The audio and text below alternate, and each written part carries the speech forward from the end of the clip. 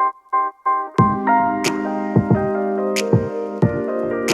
guys, what's going on? Welcome back for another video. Let's talk about getting more downswing turn in the downswing, because it's something that most amateur golfers are trying to strive towards, and they can most likely benefit from getting more downswing turn.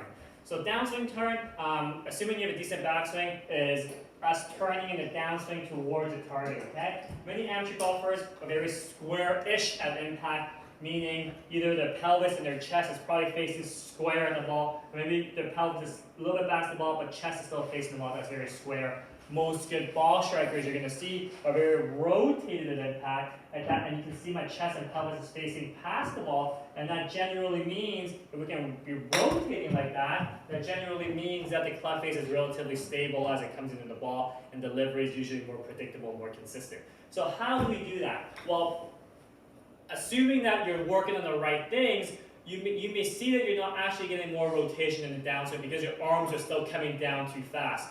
Most amateur golfers start their downswings by pulling their arms down to try to create speed, but if your arms and hands are coming down so fast back to the ball, you're decreasing the amount of time you have to rotate in the downswing. So assuming you have a good backswing, if all you do is try to create speed with the arms and your arms and hands come down, they return to the ball very early and the ball hasn't even had a chance to rotate, okay? And I'm really exaggerating this. You can see if I do this, my arms go first, then my body follows, I'm definitely not going to be very rotated at impact. But if we keep the hands up and back, your hands and arms are up and back somewhere here in the backswing in relation to your torso. If you keep that relationship and you rely on the rotation to turn the body, the chest pushes into the arms, and that's what eventually brings your arms, hands, club into the ball, you're going to have much more time to rotate because your arms are not in a rush to get back to the ball. Arms and hands coming down into the ball